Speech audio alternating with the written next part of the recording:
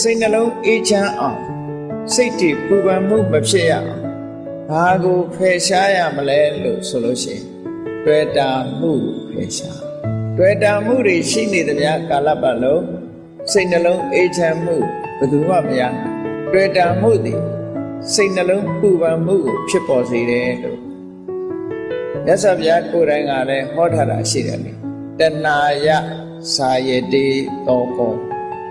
တဏှာယစာယတိတောကောတောကဆိုတာတဏှာကြောင့်ဖြစ်လာတွေ့တာမှုဆိုတဲ့တဏှာရှိနေတဲ့ပုဂ္ဂိုလ်တိုင်းဟာတောကဘယ်လိုမှရှောင်လွှဲလို့မရနိုင်ဘူး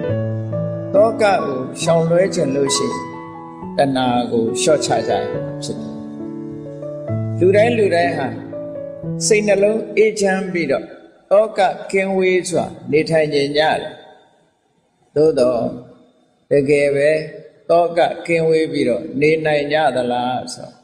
မနေနိုင်ကြဘူးဘာဖြစ်လို့မနေနိုင်တာတော့လို့ဆိုတော့အဓိကအကြောင်းဖြစ်တဲ့တွေ့တာမှုကိုမဖယ်နိုင်လို့ပဲတွေ့တာမှုကိုမဖယ်နိုင်သေးတဲ့မြတ်တောကဆိုတာဘယ်တော့မှရှော့ချနိုင်ကြမှာမဟုတ်ဘူးတဲ့ခေါင်းထဲမှာအမိုက်တွေထက်အဲ့ဒီအမိုက်တွေနဲ့ပူလောင်နေတယ်ဆိုလို့ရှိရင်ခေါင်းအေးမထားနိုင်တော့ခေါင်းအေးထားဆိုတာအပူတွေအတွေးမတွေးနဲ့အရှုပ်တွေမထက်နဲ့မြူနီစပယ်အမိုက်ပုံကြီးမဖြစ်စေနဲ့ကိုယ်အောင်နောက်ထဲမှာကြည်လင်အေးမြပြီးတော့တန်မိုးရှိတဲ့အရာတွေသာခေါင်းနဲ့ထည့်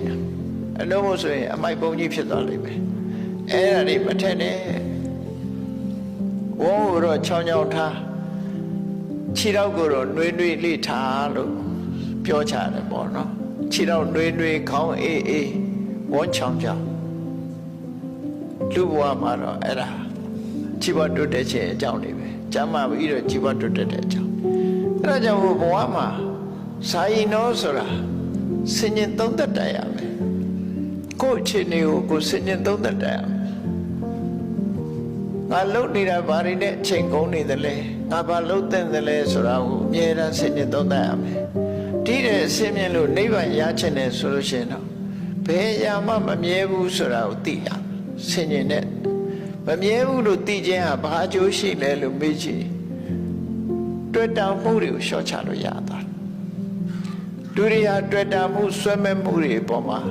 တွေ့တာမှုဆွဲမဲ့မှုကိုအကြောင်းပြုပြီးတော့တွေ့တာတဲ့အရာအတွက်လှုပ်ချန်လုံးပြီးသွားတတ်တယ်ခွင့်လွတ်တတ်တဲ့အတွေးဆိုတာလည်းရှိလူတွေကကိုကြတော့ခွင့်လွတ်တယ်သူများကြတော့ခွင့်မလွတ်ဘူးဆိုတာလောကမှာထင်ရှားတယ်နော်ကိုကြောင့်ဖြစ်လို့ရှိရင်မတော်တဆလို့ပြောတယ်သူများကြောင့်ဖြစ်လို့ရှိရင်နမောနမဲ့လို့ပြောတယ်တကယ်ကိုအဲ့ဒါလို့ဖြစ်သူများကြောင့်တစုံတစ်ခုဖြစ်သွားရင်ဟာဒီလူကနမောနမဲ့နေလို့ဖြစ်ကိုကြောင့်ဖြစ်ရင်တော့မတော်တဆသူများကြောင့်လည်းမတော်တဆလို့တွေးလိုက်ရင်ဒေါသမဖြစ်တော့ဘူး။အော်မတော်တဆဖြစ်ရှာတာပဲ။ဟုတ်။ဒါစိတ်ဓာတ်ရဲ့အကြံခံမှုတွေပဲ။ကိုယ်ကိုလေ့ကျင့်ပေးရမှာအောင်ပြောတာ။သူများပေါ်မှာအပြစ်နေမြင်နေသေးသမျှကာလပတ်လို့မေတ္တာဆိုတာသက်ဝင်နိုင်ဖို့မဖြစ်ဘူး။လူဘဝဆိုတာကိုလိုချင်တာကြီးလည်းရမှာမဟုတ်ဘူး။ကိုတွေးချင်တာနဲ့ကြီးလည်းတွေးမှာမဟုတ်ဘူး။လိုချင်တာလည်းရမယ်မလိုချင်တာလည်းရမယ်တွေးချင်တာနဲ့လည်းတွေးမယ်မတွေးချင်တာနဲ့လည်းတွေးမယ်အဲ့ဒီထဲမှာအကောင်းနဲ့လည်းတွေးမယ်ဆိုးနဲ့လည်းတွေးမယ်အကောင်းလည်းရမယ်ဆိုးလည်းရမယ်အဲ့ဒါလို့ကြုံတွေ့လာတဲ့လောကရဲ့